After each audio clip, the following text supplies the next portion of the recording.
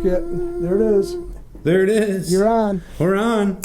All right. Welcome. This is the Genesee County Compassion Club show. I'm your host, Jeremy, back in the studios here at All Points TV. How's everybody doing out there? We got over there and over there and over there and over there. Still doing the two-camera thing. What's up, Facebook? What's up, club? How's everybody doing today, man? I'm hyped up because I drank way too much coffee. Yeah, it sounds like I had three cups myself today. Yep, and then I topped it off with a cappuccino. But now his heart's outside his chest, running around the room as we speak. Yeah, exactly. But I'm glad to be in the studio, man. All hyped up, glad to be here, with or without coffee. But you need coffee because it's cold, man. We got a yesterday was like 40, 45, and today it's 20, and tomorrow we're supposed to get a snowstorm, right? Yeah, snow. And now they're announcing it's 2 to 4 inches. 2 to 4. Years ago, that used to be okay. You dust it off, you go to work. Now it's a big thing, you know. Well, and I was talking to one of my patients just before I came here. She said her forecast down there was saying 6.8 inches actually for up here, and you gotta laugh, right? 6.8, really? Yeah, it's exact. Yeah. Somebody's up there measuring the water content, and they're going to say, in the clouds, they're going to say, this is going to equal this much on the ground. I'm thinking they got the report, like, right from the CIA themselves. And they're like, look, this is how much snow we're going to drop next Thursday over Michigan, 6.8 inches. I wouldn't put it. I'm a conspiracy. I mean, I believe that there's stuff out there. I do. Saying. Yeah.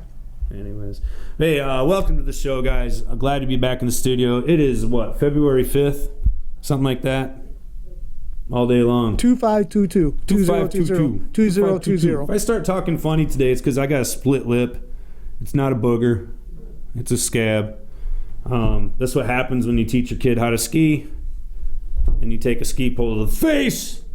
So if I start talking funny, it's because I'm bleeding. All right, it wasn't my fight with Conor McGregor like you were all thinking. I know it didn't last very long, but he clocked me, got me good. Cowboy went down. Anyways, hey, I got some medical marijuana stuff I want to share with you guys, let you guys know what's been happening down at the Genesee County Compassion Club and what's been going on with all kinds of great stuff, man. I got a beautiful collage of murals behind me today, and these are just a few of the beautiful artistic murals. I almost said mirages. Murals, yeah. Mural. Yeah, they're all on the east side here.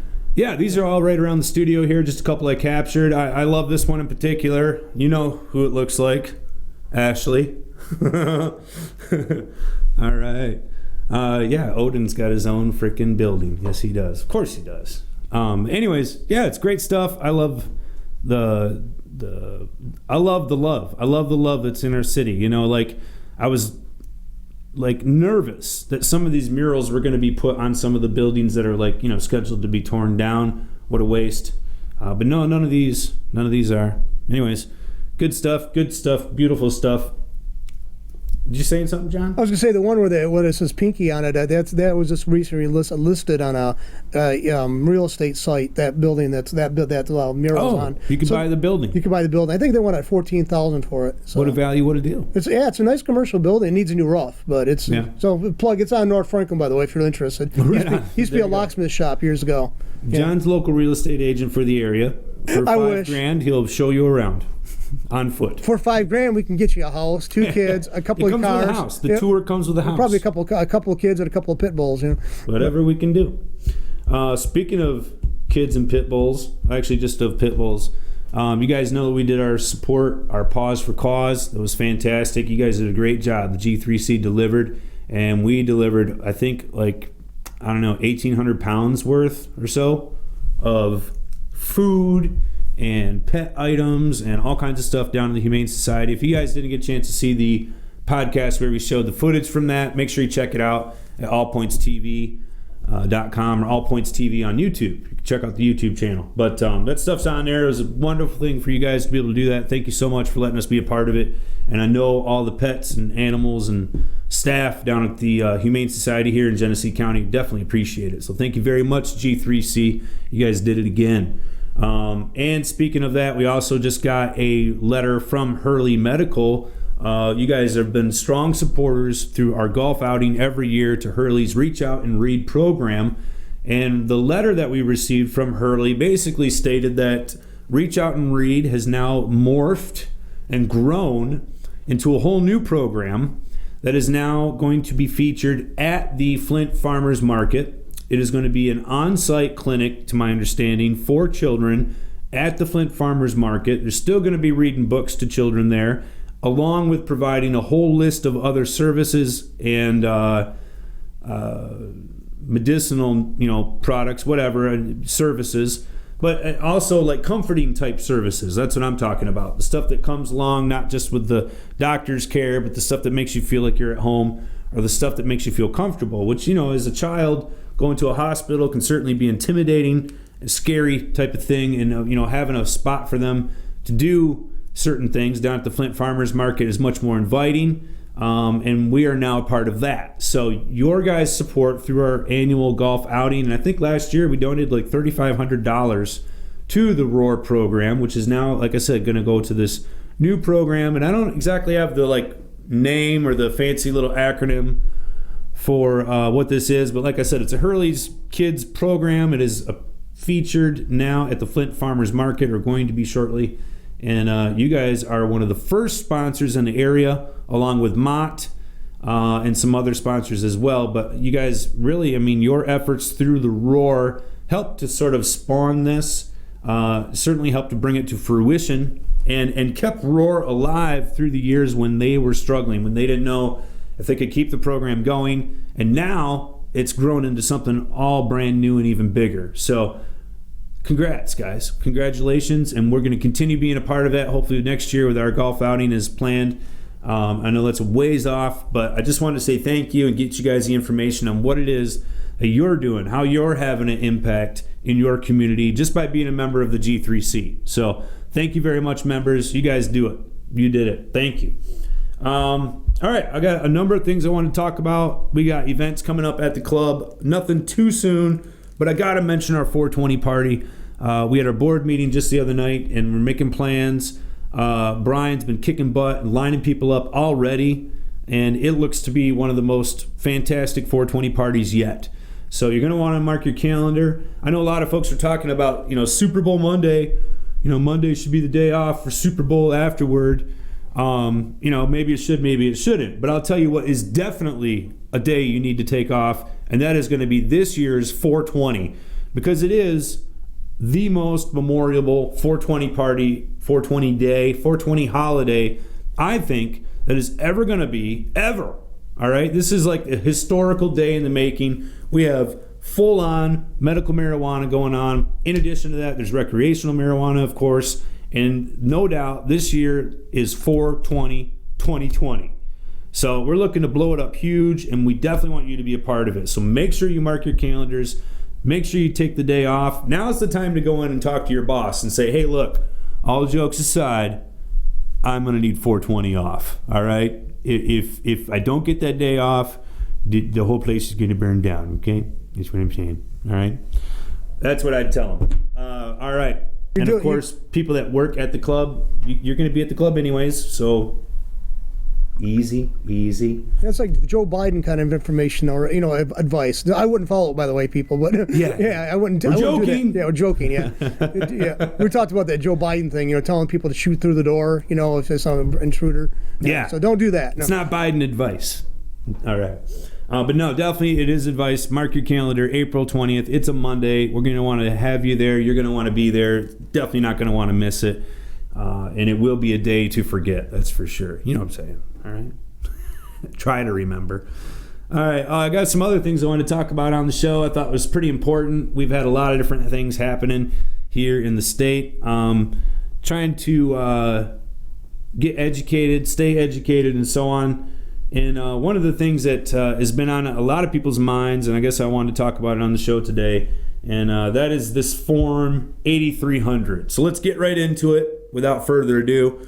This is the form that the IRS says basically needs to be filed anytime there's cash transactions over $10,000. So if you go to the IRS's website, you can pull this up, Form 8300. Now, the reason I'm talking about this, most of you already know, but Consumers Energy decided to, or I shouldn't even put it that way, because I'm sure it wasn't consumers that decided anything. The IRS decided that the Consumers Energy Company, who we pay our power to, decided that any customer that has paid consumers over $10,000 in a fiscal year, last year, 2019, in cash, all right, strictly cash is what we're talking about here.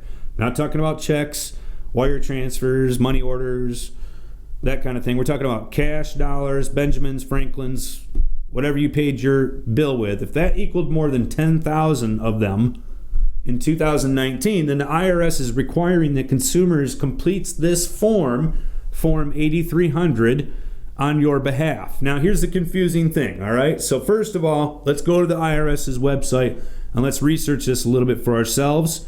And then when we're done with that, you're going to call your accountant, all right? If you don't have an accountant, you need to get one, all right? And I'm telling you right now, if you're not filing taxes as a caregiver, if you're doing this as a business, for real, you're putting food on the table, there's money coming in from it. You're not just paying your bill at the grocery store, all right? If you're using this as a business, you need to be filing taxes. If you haven't yet, you better get on board. You better start doing it. And don't be scared. Just do the right thing, all right? And we're going to talk about that in a little bit. But let's first get into this Form 8300. Pull it up, irs.gov. It says right at the top, Form 8300, and reporting cash payments of over 10 grand. So it says, has your business ever received a large cash payment? You're not quite sure what your reporting obligations are. General rule is that you file Form 8300 for reporting of cash payments over 10 grand received in a trade or business. If your business receives more than 10 grand in cash from one buyer as a result of a single transaction or two or more related transactions. So let me back up and read this to you again.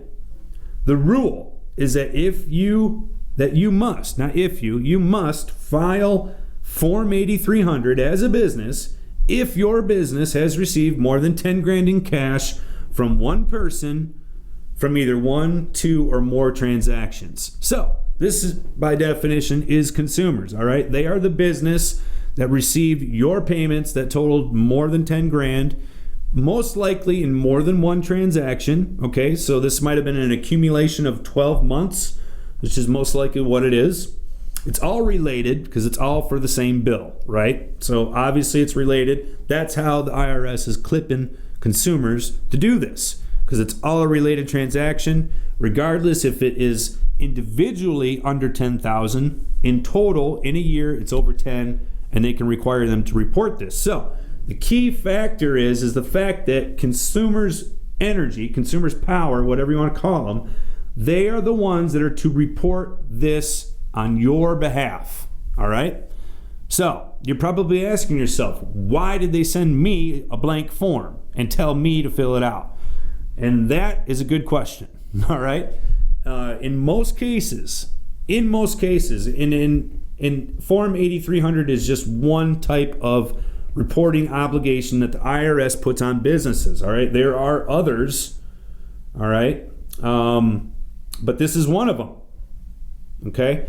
And they do have the ability to put that requirement on them. Most businesses would fill that out on your behalf without your knowledge, okay? It's kind of like if you were receiving money from a business as a business, and at the end of the year you get a 1099, you didn't ask for that sucker, you just got it. Same thing if you're working a job and you're getting a paycheck every Friday, you didn't ask for your W-2 at the end of the year, you just got it. This form here doesn't get sent to you, it gets sent to the IRS on your behalf. But again, it's on your behalf. And typically a business, if they were required to fill this out by the IRS, then they are going to fill that out for you and send it in for you. The problem is, most likely, consumers got dumped this on them to their surprise, realized that they had a lot of people that fit that demographic, all right? They didn't just have a handful of customers that they needed to get this form filled out on. They had probably thousands, all right? And when you deal with that on a big mass scale, that means one thing, that means money, all right? So you're talking about consumers' energy having to pay a whole lot of man hours, probably expensive man hours, because now it's just not your regular customer service rep line worker. It is an accountant who's got to do this for you, whether that be in-house or third party. I don't know what consumers does. That's their business, but that's how business works. And all of a sudden they added it up and probably found out this is going to cost them a lot of money to get all these forms filled out for all these customers on their behalf. and decided to send it directly to you instead.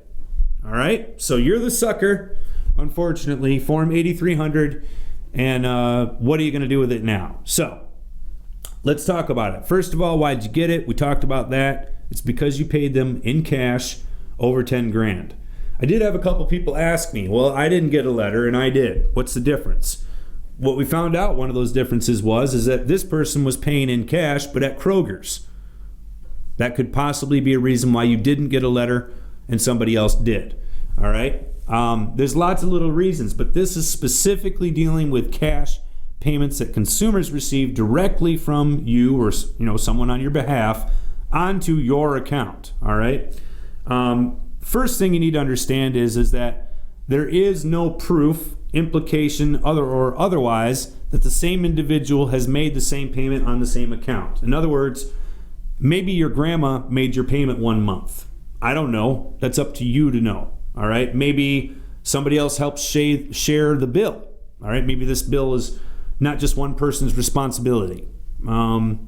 Maybe this bill has nothing to do with the fact that you're a caregiver. Maybe you just suck a ton of electricity. Maybe you got a salon in your house, an auto shop out back, and you just happen to have a medical marijuana card, and now you're fretting. Whatever the reason is, the only reason is that you paid them 10 grand in cash in a year, and now they're sending you this form. So you need to understand, when you're looking at the form, and John, do you have the form up behind me?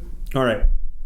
If this form is being filled out, it is being filled out as if it is the business who received the payment filling out the form, okay? Not the person who made it, all right? And if you were to go over this with your accountant, I'm sure they'll be able to clarify for you, or attorney, whatever. But basically, if you look at the top of the form here, it says the person that's receiving the payment. Let me pull this up here so I'm looking at it too. I don't have eyes in the back of my head, so give me just a minute here.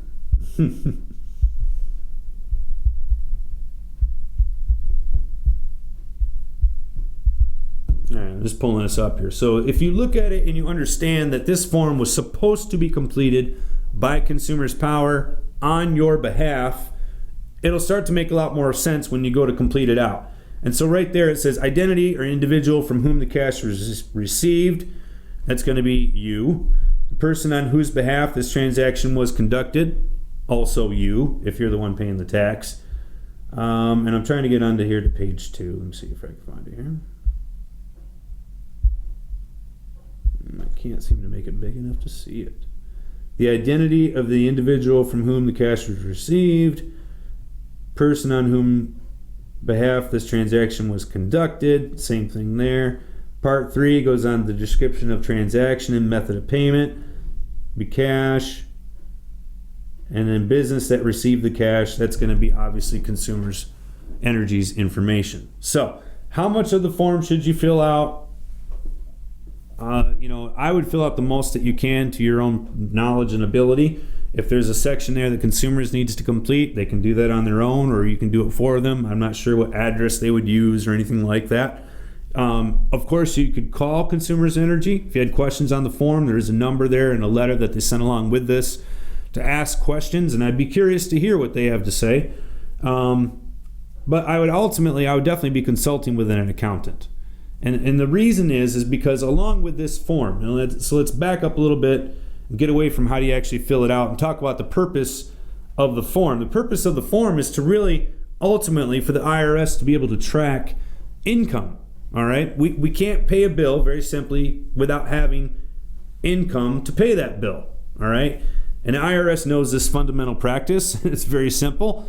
So what they're going to simply do is check that against your filed taxes. Okay, so this is not a complicated thing. They're simply tracking your expenses, and then they're going to track your income, and they're going to make sure that these things make sense and add up. So is the Form 8300 itself a trigger for an audit? And the answer is no. Okay, Form 8300 is just simply something that is used to record cash transactions, to make sure that it's not some sort of terrorist activity or something like that. It's also used to make sure that it's not some sort of illegal drug laundering money, which it's not. You're a legal caregiver. You have nothing to worry about. It is also to make sure that you are paying your income tax. And this is where you need to make sure that you are also, along with this form, which is going to be filed on your behalf, you are going to be filing your income tax returns, all right? And for a lot of you, that's going to look like what's called a Schedule C. It's just simply a profit and loss statement that you're issuing based on your annual figures to the IRS, all right? So a lot of people have asked me in the past, how do I keep track of this? What do I do? Blah, blah, blah, blah, blah. First of all, get yourself an accountant, all right? Let them help you. They're not expensive. They're totally worth it. You're going to get your money back anyways if you work with a good one. And it's something that's just responsible, all right? It's like using a freaking toothbrush. Do it. I can tell you a good one. Affordable. Affordable tax on South. Well, no, they moved. They're on Grand Traverse now. But that's who I use, all right? I recommend them. I think they're awesome. But you can go anywhere else. I'm sure there's plenty of good ones out there. Stay away from the brand name ones. Get somebody who knows what they're doing, like them or a CPA or something like that. But at any rate, you don't expect to get this kind of advice at HR Block, all right? Not saying that they can't do it. I'm just saying it's probably not where I would go. Anyways, getting off on a tangent, you need to file income tax, all right? You can keep a ledger. It simply counts every day's transactions, whether you took money in or whether you spent money. You need to keep track of your expenses, like this one right here, consumers that we're talking about. If you're using consumers to help power your grow as a caregiver, you should be writing that off as part of your expenses and keeping track of it. And that's why you want to keep track of your receipts. Same thing when you go to the grocery store and you're anteing up on your supplies. You should have all of your receipts from your grocery store. All of that can be tax deductible. So you're going to have a ledger that you keep, records the daily transactions of the amount of money that you've taken in, and then also daily transactions on how much you've spent making that business operate and run. I would avoid things like trying to use your house as a write-off, or your clothing, or your gas, or your mileage. These things are difficult to justify. They're also red flags when it comes to audit time. You're better off just not having those types of things listed as deductions. And I know that your accountant, some of them out there, will tell you to be as aggressive as possible, get back as much as you can. But listen to me, you're in the medical marijuana business, you're self-employed, your red flags all over the place anyways. You need to give them as little amount of ammo as possible, do it upright, pay the damn taxes, all right? And they'll leave you alone.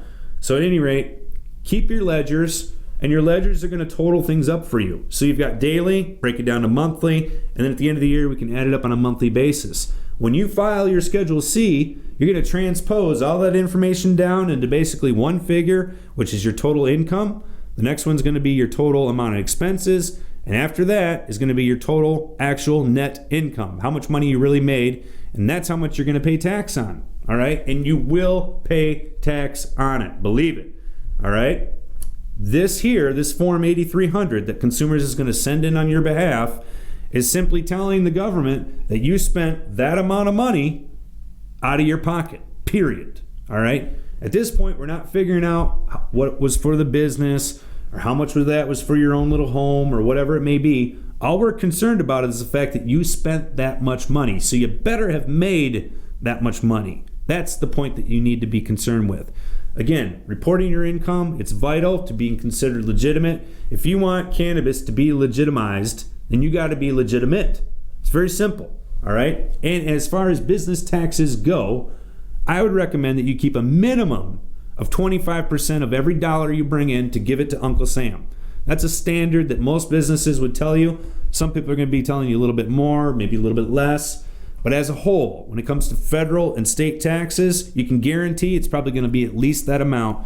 So for on that net income that we just talked about, every dollar that's on that page, plan on giving a quarter of it at least to the feds and to the state. All right? That's going to keep things going for you, like Social Security. It's going to legitimize you as a business. Maybe down the road you can use that as viable income and qualify for a loan if that's your goal. There's a lot of different reasons why this is a good thing to do. Number one, though, it's going to keep you out of jail. All right? So if the IRS forms in this 8300 on your behalf, they say, hey, Joe Schmo paid $13,000 last year to us for his consumer's bill. And then the IRS pulls up Joe Schmo's info and sees that Joe Schmo didn't file any income. There's going to be a red flag. Joe's going to be getting audited, and here we go on down the road. So, and this is going to apply to a lot of people that if you have never filed taxes, it's time to get on board and start filing. Go get yourself an accountant, find out what you're going to need to do. You may need to go back a few years and file those and pay accordingly. But it's better off taking care of it on your own than waiting for the IRS to contact you and tell you get it in gear. All right. So yeah, Form 8300 is consumers being lazy. Yeah, I think they are. That's my own personal opinion. I know that if you go into a bank with more than $3,000, there's an IRS form that they fill out for you. All right. That's why they want your ID when you do it. If you're over $10,000, there's another form that goes along with that that's even more extensive, and they fill that out for you. And that's if you do that in one single transaction. So those are different forms that businesses fill out on your behalf when you pay for things in cash. And this Form 8300 is another one, okay? So you do need to track your income. You do need to pay taxes. You do need to get yourself an accountant if you haven't already. If you're in this to win this, you want to be legit, do it right. That's how it's done. And this is nothing to fear, all right? If you're filing taxes, and again, this is for 2019. It's the first time we've seen these letters come out from consumers. Obviously, there's some sort of policy change at the IRS level, and they tag this as a concern, as a way to track income from caregivers specifically, obviously. And they want to make sure that if you're out there and you're a caregiver and you're doing this as a legitimate business, now you're able to deal with licensed centers. You're able to take in your overages legitimately, authorized by the governor herself, essentially, and take your stuff in there and get paid for it and get a 1099 and file taxes on it. And that's what they want to make sure you're doing. And they want to make sure that they get their cut. Very simple. So that's what 8300 is all about. I definitely recommend you get yourself a professional, which I am not. All right. I'm not an accountant, not a CPA, not an attorney, or any of those above. I just read what's on Google, which probably makes me full of shit even more. All right, moving on. Let's talk about something else. All right, pay your damn taxes. What are I had terpenes on there, terpenoids. I knew I wanted to talk about something that gave me less stomach acid. I want to talk a little bit today about terpenoids, and I'd like to get into this further on in maybe some other podcasts. But, this is a medical marijuana show, and even though you may not see me sitting around bongs and whatever and hitting stuff, I do like to talk about the medicine itself every now and then. And so that's what I want to talk about today. So first of all, let's talk about medicine, specifically medical marijuana, and let's talk about what makes that medicine. Obviously, most of you don't need me to tell you, but it is the cannabinoid content, right? Where is that found? It is found in the resin that the plant produces, very simply. So in comparison, basically, as an example, when you go out into nature, there's other plants out there that produce tars or resins, kind of like a pine tree. Cannabis is one of them, produces this resin. This resin contains what we know as medicine, cannabinoids, all right?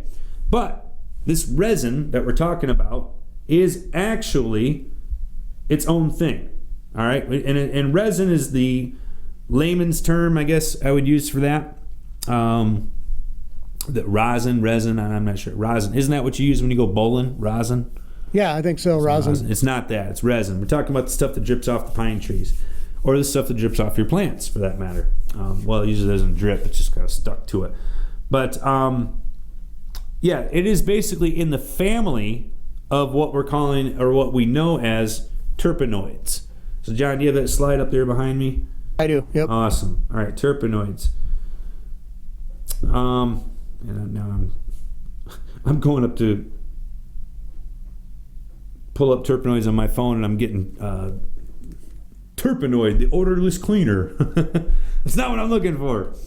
It is a larger family. It encompasses a lot of different things. There's even animals that produce terpenoids, or plants, obviously. Cannabis is one of them. And cannabinoids themselves are actually in the family, if you will, of terpenoids. All right, so I think it's interesting to understand that. It took me back a little bit to kind of get my mind to wrap around it, and I think as we get into the other slides here, you'll understand why. Because as a cannabis consumer, we kind of get in our own little world sometimes, and sort of think like the information that we've found out about cannabis is its own unique mystery that we've uncovered, and we're the only ones that know about it, and kind of thing like this.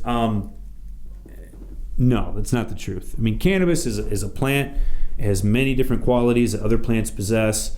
A lot of the characteristics that we get excited about are also exhibited elsewhere in nature, and it's neat to draw the comparisons and the similarities. But again, cannabinoids are part of the terpenoid family. I'm trying to remember which one it is, and I don't have the slide in front of me now because it's in front of you.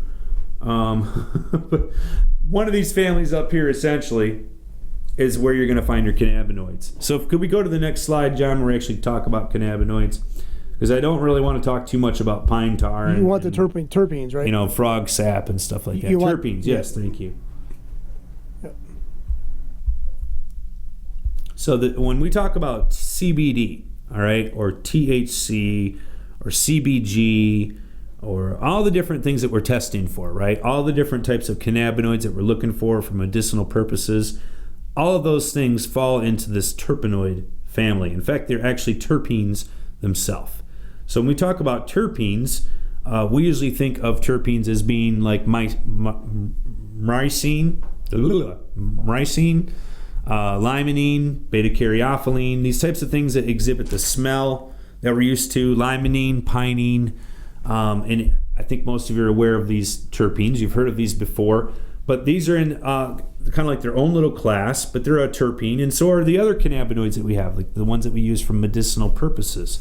So I think what's interesting as we get to become more educated as cannabis consumers, right? Especially for those of us that are using this for medicinal purposes, we tend to select our medicine for, I find, primarily two different reasons. Number one is medicinal benefit, all right? Whatever that desired medicinal effect is, that's why we're searching this out. And number two is the aromatic or the senses, if you will, the senses portion of the purchase, the one that appeals to your taste, the one that appeals to your sense of smell, and in some cases even your eyes, your sense of sight.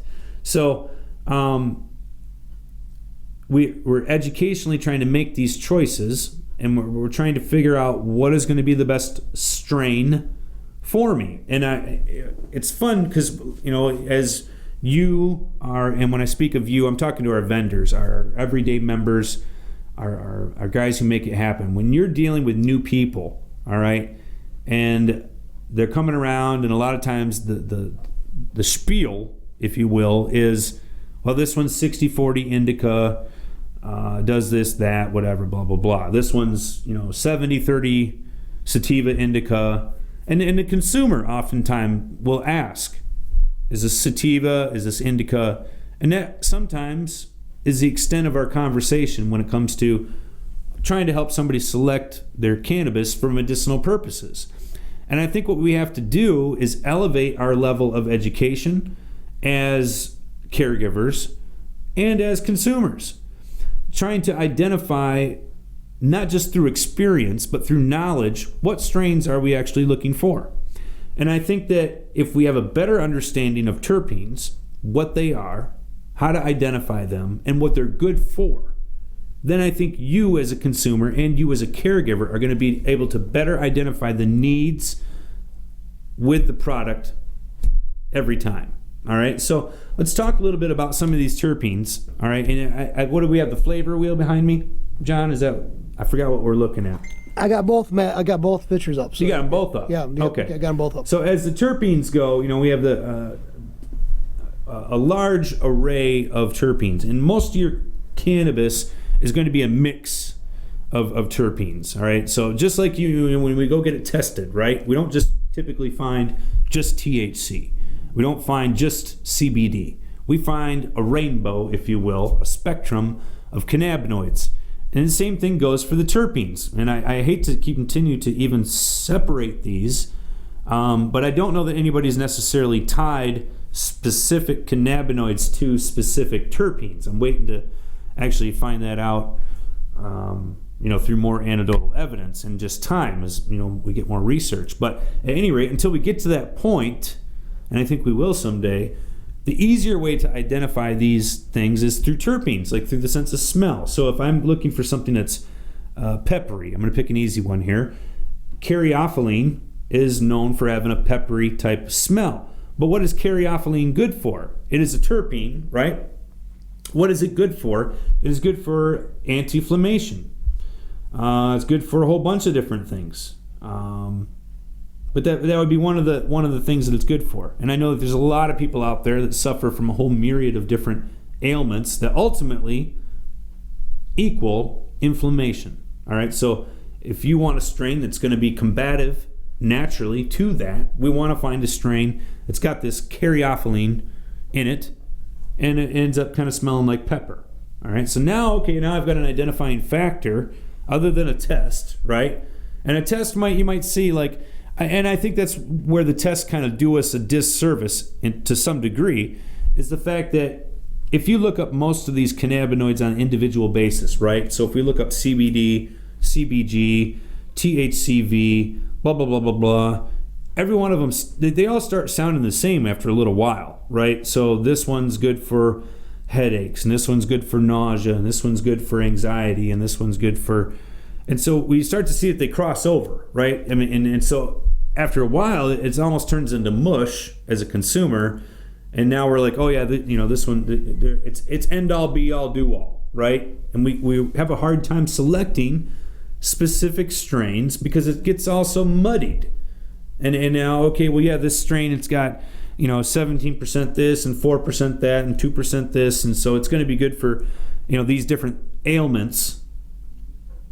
And not that that's bad information. I think it's good information.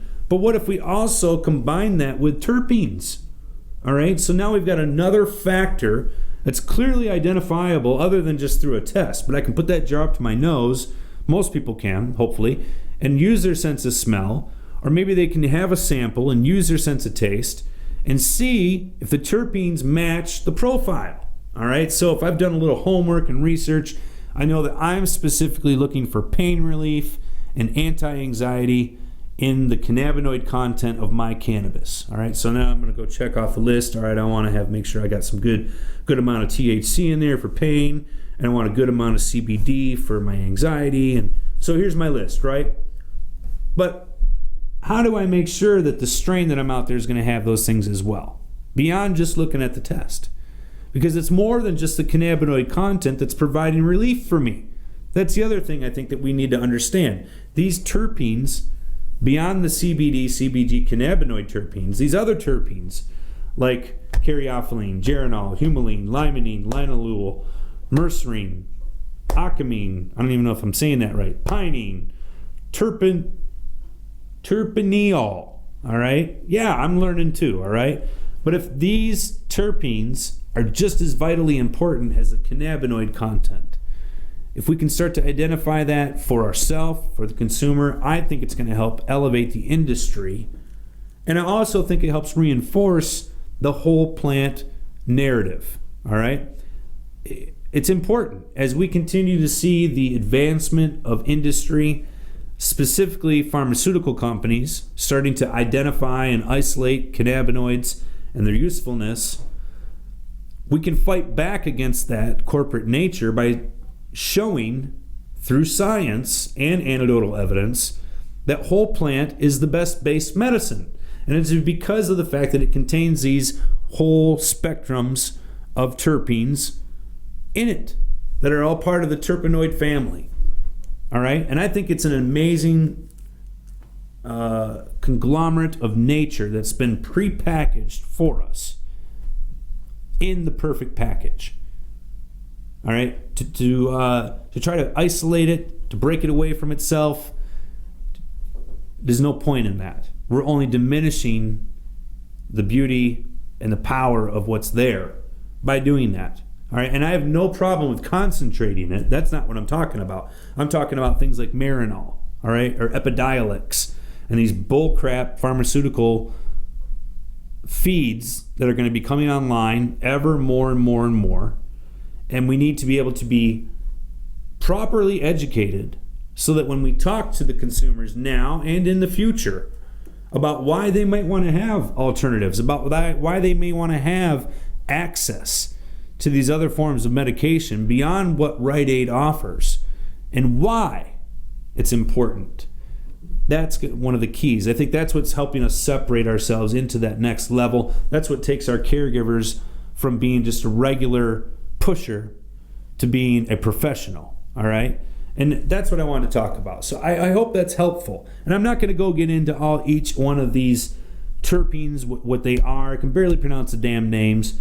But, if you break it down into smells, all right, that's what I think helps me identify things. So, like the first one I mentioned, caryophyllene smells like pepper. I can remember that. That's easy, all right? Limonene, well, that's a pretty easy one. Smells like lemon, all right? Lemon or lime. It's not rocket science. Pinene, another easy one, all right? Smells like pines. We can start to identify these a little bit easier, and frankly, I think that's easier than memorizing CBD and CBD and CBG and BCBGB. You know what I'm saying? Like, I think it's easier. I already identify with these things.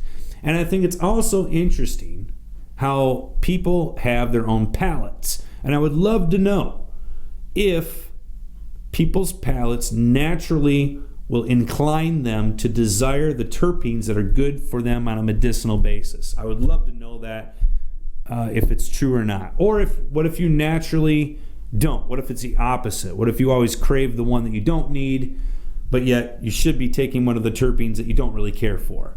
You know what I'm saying? Like one of those types of reverse things that our body does to us.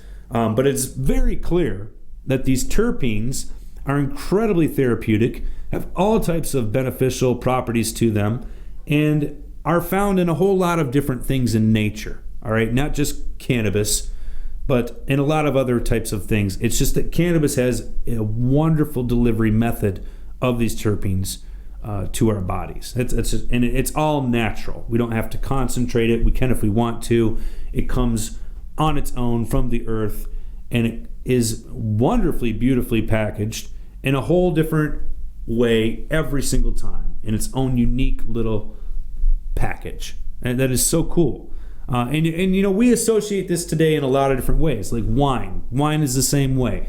Beer, same way. Cigars, same way. A lot of the foods that you ingest, same way. So yeah, I think this is vital information, and I think as we discover more and more about our bodies and how they work, we'll be able to understand how we can do this from a therapeutic, holistic, naturalistic method of healing ourselves. I think of like people who have suffered from things like COPD, maybe even asthma, where cannabis has been shown to be incredibly therapeutic for those symptoms. And you think, how on earth could something that's smoked in general, be therapeutic on that level? And yet it is. And it's because of these terpenes. And isn't that amazing? And think about it. What do you think the most active ingredient in Vicks Vapo Rub is? It's a terpene. Menthol, whatever. All right? Yeah, it's pretty cool. I think that's neat. I think it, like I said, reinforces whole plant-based medicine, which is what you guys are doing. And I think also if we can focus on this as a collective body, if you will, trying to understand these terpenes, trying to identify them, like out of the strains that you have, all right? If you've got Skittles, or maybe you've got GMO, or whatever it is, Gorilla Glue, I don't care. Do you know what terpenes are in there? Have you taken time to identify? Have you attempted to identify the terpenes that are making up that beautiful bouquet of flower or concentrate that you're presenting? You should. And maybe be able to identify that for your patient so that they can learn, why is this helping me? Why do I like this? Why does this provide me relief? And it's not just because you're a fantastic caregiver. It's because you have fantastic caregiving skills that brought forth these beautiful, natural, medicinal properties. All right? So, anyways, that's good stuff. I love talking about that because I love terpenes. I recently, probably some of you know, but I came across a pinene, if you will, based strain. And I haven't seen a pine strain in, it's probably been well over a decade. I remember back in the day when you would get Northern Lights, a lot of times it's referred to, lime green looking weed, probably hydroponic back in the day. But man, it had that pine flavor, just like you scraped it right off the tree and stuck it on your gums, and like Grandpa's pine tar shampoo, you know what I'm talking about? Just strong pine smell. I like it. Not everybody does. And hadn't seen a strain like that in eons. Like I said, at least 10 years.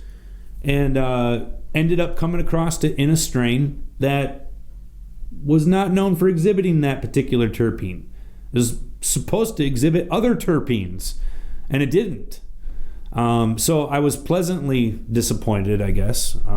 That's the way it turned out. And you never know what you're going to get when you're popping seeds. You have all different types of phenotypes exhibited, and a lot of times those are the characteristics of those are embodied in the terpene makeup, and the caregiver is the one ultimately that's determining what phenotype to select. And you ultimately probably are determining that based on, in part, at least, by terpene production. At least I would hope that's what you're basing your production on. If you're basing it on yield or potency, I would caution you. I'd tell you as a connoisseur, those are secondary. 90% of the time, the patient is looking for, like I said, medicinal benefit, but also they're looking for terpene quality and selection. They've got that particular profile that they want to smell and taste. That's what they're looking for. That's what they want. And along with that, they expect it to be medicinal. So you better have your potency up, no matter what it is, even if it's just flower. So, but yeah, it's that importance of terpene selection, and it's more than just a flavor. It's more than just a smell. It's medicinal. So when you're in that garden making that selection, consider that as well, that it's not just a flavor preference. It's also medicinal proprietary. You know, like, why would you want that? Well, because it has this and this particular benefit, and I don't have that in my garden right now. Not just the flavor itself. So, and it may encourage you to have different flavors in your garden. You may find out that, wow, it is worth it to have a variety or a plethora of different flavors, broadly different from each other, because they also have different medicinal benefits that are broadly different as well. And then you can kind of back that up with your test. All right, I'm not poo-pooing on test. I think that's vital. I think you need to have that. But you can back it up. Now you can back it up and show, look, you can smell these terpenes for yourself. Absolutely delicious, no question about it. And then boom, here's proof in the pudding and the paperwork. Put my money where my mouth is, kind of a thing. And then obviously the ultimate test comes on personal consumption. But yeah, I think it's great. I think it's wonderful. I get excited about terpenes. I do, because when I think about, like I just said, found an old terpene, if you will. I think my mind is personally changing to terpenes, because that's what I'm in search of. I want a certain blend of these types of terpenes, and the names mean nothing to me anymore. A lot of times you buy seeds and find out that the phenos exhibited don't copy the example that was given when you purchased it. Doesn't mean it's inferior, just means it's different. And you may find that it's not what you wanted. You might want to go ahead and scrap it because it doesn't embody what the name is supposed to be. I think that's a wise decision as well. But yeah, I think ultimately the terpenes are what people are looking for, and starting to identify our cannabis by those, I think, is a better way to go than the name. All right. And sometimes the name nails it. I mean, I got to admit, like, I had tried not that long ago someone's banana kush, and it freaking tasted like bananas. It wasn't like overwhelmingly like I cut up bananas in my cereal banana, but I could taste it. The essence was there, kind of like a banana beer, if you will. I mean, it's on the edge of the tongue. You know what I mean? And I think that's awesome. It's wonderful. And if you look at how terpenes are structured, you can see that that's totally possible. They're not baloney. It's not BS. They really do have a banana kush. So more power to you. All right, that's what I had for this week. I hope you guys enjoyed it. I hope you get out there and taste some terpenes for yourself, but start to do a little bit of research now so you can find out, why do you like that terpene? Why is it helping you? What is it about it that makes it work? Pay your taxes. So, like the theme of the episode, I was joking around with John earlier. It's the triple T. Triple T episode. We got taxes, terpenes, and terpenoids. But ultimately what this episode is about, it's about being a professional. It's about being a caregiver, being a patient in Michigan, doing this as a business. If you are, you are. Do it right then. Be a professional. Know your product, pay your taxes, take care of your patients, the basics. We've been in this for a decade. You've had plenty enough time to do your homework, to get your ass in gear, whatever it is you had to do. Apparently the IRS feels that way, and they're requiring you to. So if you haven't already, now's the time. And you know what? This is good. This is a good thing. Because like I said before, if you want to legitimize yourself, legitimize the industry, then you got to be legitimate. All right? So let's do it. Guys, thanks for joining me this week. Thanks for being with me on the podcast. Please check out allpointstv.com. Check out their Facebook page and check out the videos. It's all good stuff. Check out the club. Get down to the G3C if you haven't. We got our soup kitchen going on every single month. Still kicking that. Don't forget about it. Like I said, we got a 420 party coming up. Mark your calendars. And it's always a good day to be down at the club. So if you haven't been in there in a while, get in there. Get to your patient. Get to your caregiver. Make it happen. Love you guys. Come back. See us next week on the G3C show. Guys, take it easy. Have a great week. Peace.